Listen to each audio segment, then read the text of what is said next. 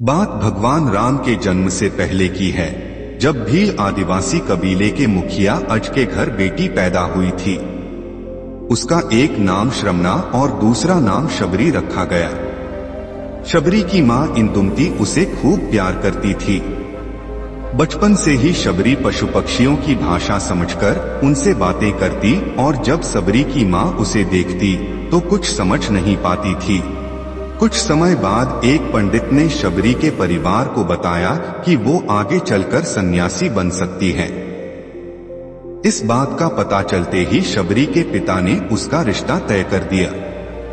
जैसे ही शादी का दिन नजदीक आया, शबरी के घर वालों ने खूब सारी बकरियां और अन्य जानवर घर के पास लाकर बांध दिए। एक दिन शबरी का मां जब उसके बाल बना रही थी तो उसने मां से पूछा, इतने सारे जानवर हमारे घर क्यों लाए गए हैं? मां ने जवाब दिया, बेटी तुम्हारा विवाह होने वाला है, इसलिए हम लोगों ने इनका इंतजाम बलि के लिए किया है। तुम्हारी शादी के दिन ही बलि प्रथा होगी और फिर इनसे स्वादिष्ट भोजन बनाकर सबको परोसा जाएगा। यह सब सुनकर शबरी दुखी हो गई। काफी देर तक शबरी ने उन जानवरों को आजाद करने के बारे में सोचा। सोचते सोचते शबरी के मन में हुआ कि अगर ये जानवर यहाँ नहीं होंगे तो इनकी बलि रुक सकती है। ऐसा नहीं हुआ तो मेरे घर से कहीं चले जाने पर ही यह बलि रुकेगी। जब मैं ही नहीं रहूंगी तब न विवाह होगा और न ही बलि प्रथा। इससे मासूम जानवर बच जाएंगे। इसी सोच के साथ जानवरों को रखी गई जगह पर शबरी पहुंची। उसने सोचा कि उन्हें खोल देती हूँ, लेकिन वो ऐसा नहीं कर पाई। उसके बाद शबरी जंगल की तरफ भागने लगी। भागते भागते शबरी ऋषिमुख पर्वत पहुंच गई। वहां करीब 10,000 ऋषि रहा करते थे। शबरी को लगा कि वो भी इसी जंगल में किसी तरह ऋषि मुनियों की सेवा करके अपना जीवन जी लेगी। वो चुपचाप उसी जंगल में एक हिस्से में किसी तरह से रहने लगी। शबरी रोजाना ऋषि मुनियों की झोपड़ी के आगे झाड़ू लगाती और हवन के लिए लकड़ियां भी लाकर रख देती। ऋषि मुनियों को समझ नहीं आ रहा था कि जंगल में उनके काम अपने आप कैसे हो रहे हैं। एक दिन शबरी को किसी ऋषि ने देख लिया।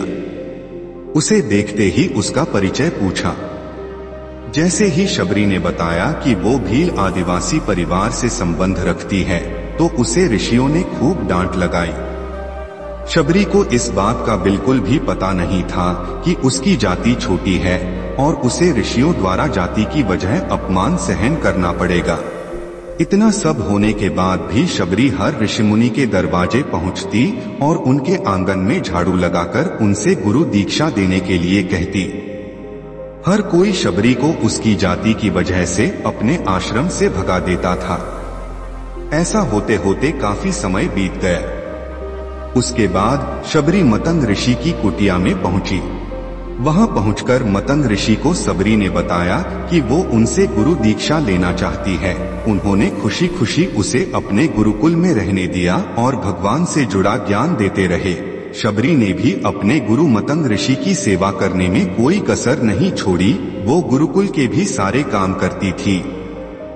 शबरी से खुश होकर मतंग ऋषि ने उसे बेटी मान लिया था।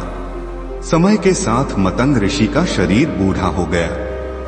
उन्होंने एक दिन शबरी को अपने पास बुलाया और कहा, बेटी मैं अपना देह त्यागना चाह रहा हूँ। बहुत साल हो गए इस शरीर में रहते रहते।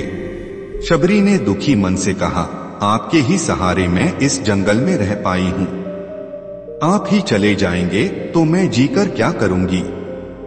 आप अपने संग मुझे भी ले जाइए, मैं भी देह त्याग दूंगी।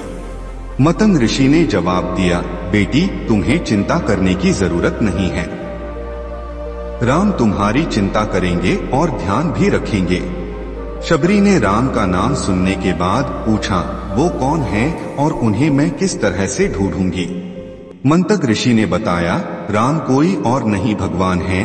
वो तुम्हें सारे अच्छे कर्मों का फल देंगे। तुम्हें उन्हें ढूंढने की कोई जरूरत नहीं है। वो एक दिन खुद तुम्हें खोजते हुए इस कुटिया में आएंगे और तुम्हें उनके हाथों ही मोक्ष मिलेगा। तब तक तुम इसी आश्रम में रहो।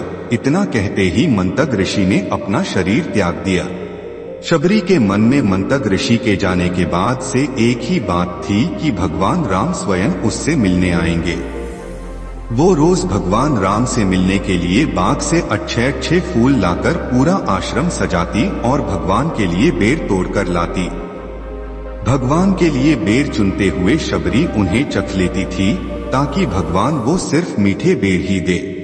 रोजाना शबरी इसी तरह भगवान के दर्शन की आस में फूल और बेर इकट्ठा करती रहती थी। इसी तरह इंतजार में कई साल बीत गए। शबरी का शरीर एकदम वृद्ध हो गया। एक दिन आश्रम के पास के ही तालाब में शबरी पानी लेने के लिए गई। तभी पास के ही एक ऋषि ने उसे अछूत कहते हुए वहां से भागने के लिए कहा और एक पत्थर मार दिया। वो पत्थर जब शबरी को लगा तो उसे चोट लगी और खून बहने लगा। बहते हुए खून की एक बूंद उसी तालाब के पानी में गिर गई। तभी पूरा तालाब का पानी खून में बदल गया। ये सब होता देखकर ऋषि ने शबरी को ही डांटा और कहा कि पापीन, तुम्हारी वजह से पूरा पानी खराब हो गया। रोज ऋषि उस पानी को साफ करने के लिए अपनी कई तरह की विद्याओं का इस्तेमाल करते। कई सारे जतन करने के बाद भी कुछ नहीं हुआ। फिर उन्होंने गंगा जैसी कई पवित्र नदियों का जल भी उस तालाब में डाला। फिर भी तालाब का पानी साफ नहीं हो पाया और वो खून जैसा ही रहा। ऋषि मुनियों ने भगवान से भी कई अन्य जतन करवाए, लेकिन वो पानी जस का तस खून जैसा ही रहा। तब भगवान ने ऋषियों से पानी के रक्त में बदलने की कहानी पूछी। तब ऋषि ने शबरी को पत्थर मारने वाली सारी बात बता दी। उसके बाद कहा कि वो महिला ही अपवित्र है, छोटी जात की है, इसलिए ये सब हुआ है। उसी वक्त भगवान राम ने कहा, ये सब आप लोगों के खराब वचनों से हुआ है। शबरी को इस तरह के शब्द बोलकर आप लोगों ने उसे नहीं बल्कि मेरे दिल को घायल किया है।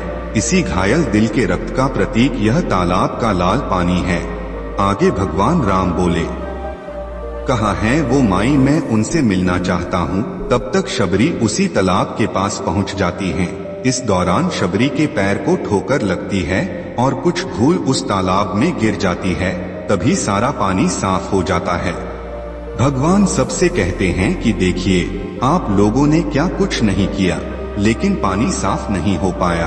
अभी सिर्फ इनके पैर की थोड़ी सी धूल ने ही तालाब का पानी साफ कर दिया। भगवान राम को शबरी पहचान चुकी थी।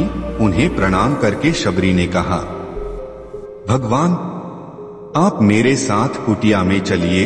भगवान भी खुशी खुशी शबरी के साथ चल पड़े। फूलों से शबरी ने भगवान राम का स्वागत किया। वो सीधे बेर तोड़ने के लिए बाग गई और चक कर उनके लिए बेर लेकर आई। उन्होंने बड़े ही प्यार से भगवान राम और उनके भाई लक्ष्मण को बेर दिए। भगवान राम ने भी उतने ही प्यार से उन बेर को खाना शुरू किया। तभी बेर देखकर मुंह बनाते हुए लक्ष्मण ने कहा, भैया, ये बेर जूठे हैं, इन्हें आप कैसे खा सकते हैं? भगवान ने जवाब दिया, लक्ष्मण, ये जूठे नहीं बल्कि बहुत मीठे हैं। शबरी माई हम सबके लिए ये बहुत प्यार से तोड़कर लाई हैं। इतना कहकर भगवान राम प्यार से उन बेर को खाने लगे। भगवान ने जाते हुए शबरी माई से कहा, आप मुझसे जो चाहे वो मांग सकती हैं। शबरी ने उन्हें कहा, मतंग ऋषि के कहने पर मैं आज तक सिर्फ आपके दर्शन करने के लिए जी रही थी। अब आप मुझे मोक्ष प्रदान कीजिए। मैं अपना शरीर आपके सामने ही त्यागूंगी। उसी वक्त शबरी ने अपना शरीर त्याग दिया। भगवान राम ने अपने हाथों से उनका अंतिम संस्कार किया और सीता माँ की खोज में आगे बढ़ गए। इस तरह से ऋषि मतंग की बात सच साबित हुई और शबरी को भगवान राम के दर्शन भी हुए। तभी से भगवान राम को शबरी के राम भी कहा जाने लगा। कहानी से सीख, सच्ची श्रद्धा हो तो भगवान के दर्शन जरूर होते हैं।